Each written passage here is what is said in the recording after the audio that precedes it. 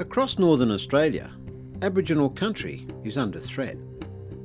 Weeds have moved into areas where they've never been seen before and becoming a huge problem. Landowners are worried and many are doing something about it.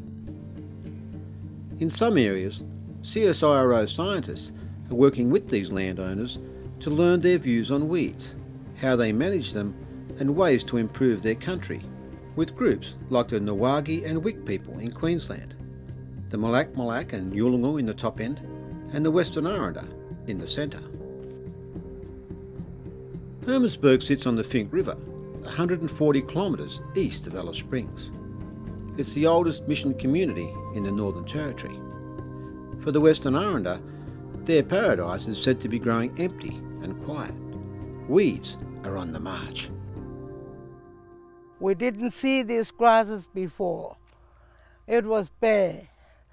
And grass is just normal grass, not the kush grass or the buffalo grass. All these have spread. I was taught about the river, and I was taught by old people what I can find, food in this river, like fish, irbanga we call it, janma for yabbies. But here, in the community, near community, Hermannsburg, Daria, we have a lot of our areas where a lot of our bush tucker grows is covered with bubble grass. It's hard to look around for a bush tucker nowadays because all these plants just like a bushfire, you know, and it's hard for us to show them for our kids what's there because all these other plants are taking over. Of all the introduced weeds in Central Australia, buffle is causing the greatest problem. It might look pretty, but its story isn't. It's pushed out some bush foods already, while other food and medicine plants are under threat. This unwelcome stranger is blocking access to country, sacred sites, and taking over hunting areas. The last few years has seen lots of rain and fire. This has caused buffle to spread dramatically. It's been along watercourses for a long time, but now it's marching up valleys and hillsides. Some say it's good feed for horses and cattle and helps prevent dust storms and erosion. But now it's causing devastating changes to country. In 2005, a ranger group was established to create jobs around fire management, feral animal and weed control. Today, the Juwampa Rangers consist of 29 Western Aranda men and women who work with the guidance of senior traditional owners. 3 male work crews are employed 5 days a week, and a women's ranger group is getting underway. Their territory takes in nearly 4,000 square kilometres of the Aboriginal land trusts around Hermannsburg, country Damien Williams calls home. Yeah, I love being a ranger. So I pretty much do what parks and wildlife rangers do, but on Aboriginal lands. Well, you know, Aboriginal people have always been sort of rangers anyways. Lighting fires to regenerate places and keep everything clean and stuff like that. Always taking a little bit, not too much, so all the food's sustainable and making sure all the water holes are clean, don't get dirty and that kind of stuff. The rangers go on regular patrols on the lookout for weeds.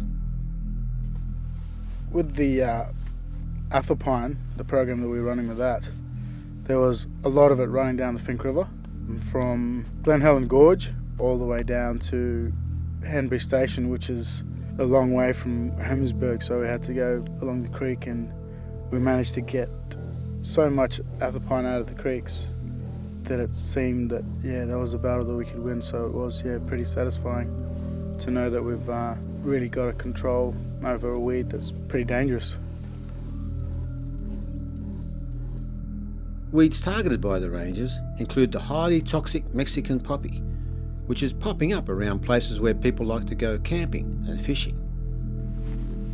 The castor oil plant is also a toxic weed.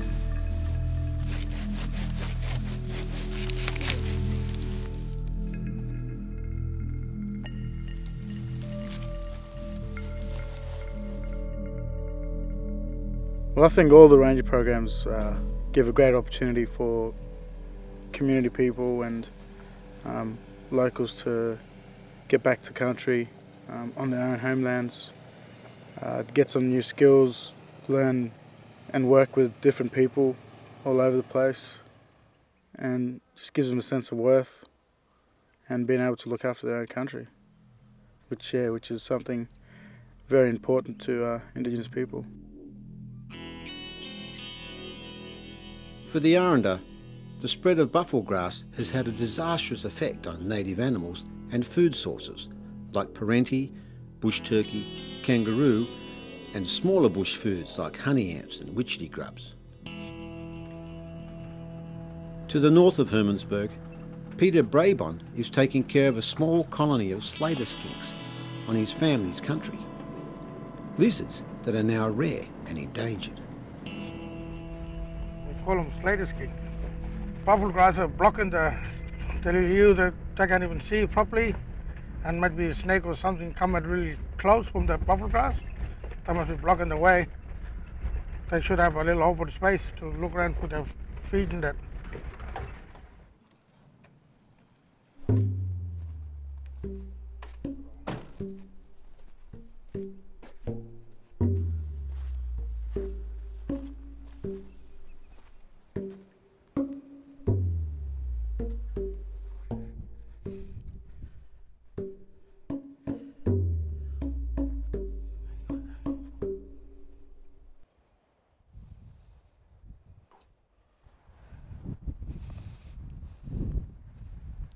There he is. I can see his little head. Take it out. That's the little lizard in there.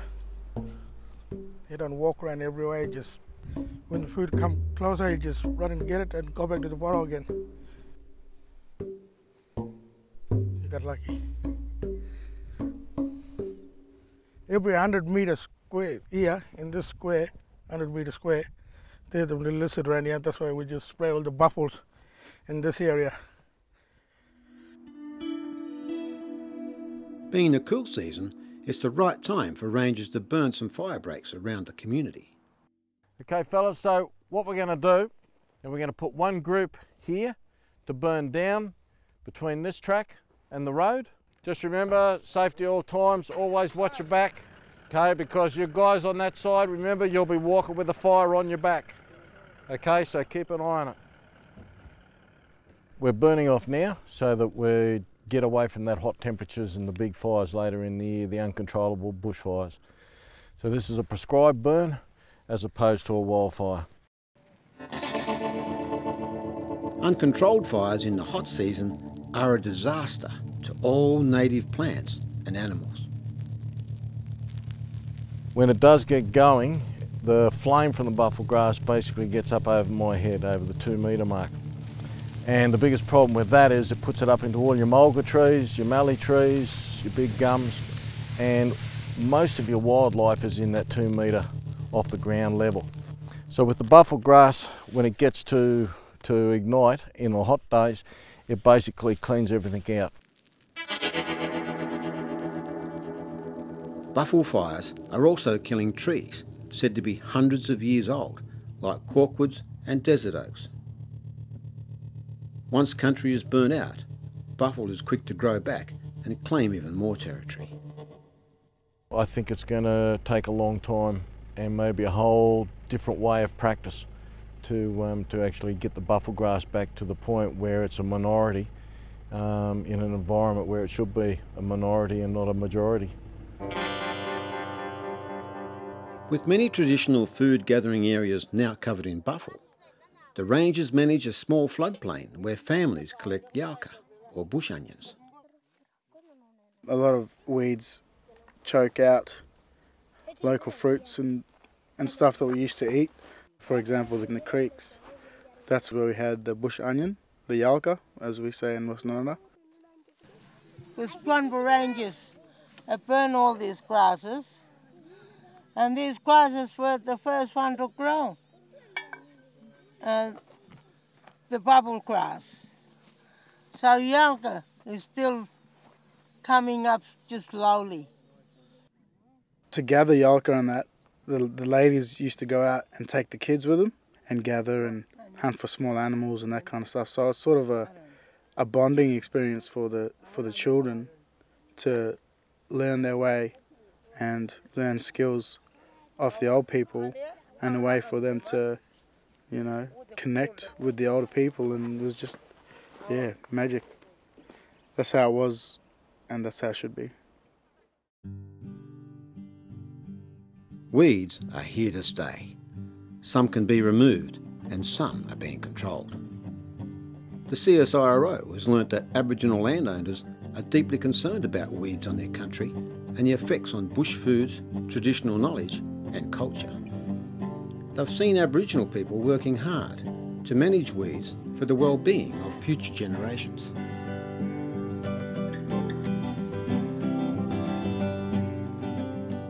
Out there, the weeds already spreading up. Like, example, the mission grass and coffee bush.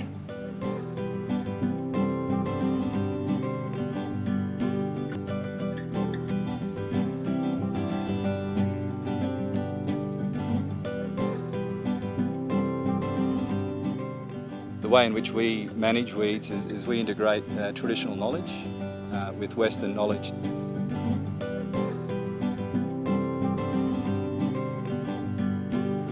We just hate to see weed just take it over.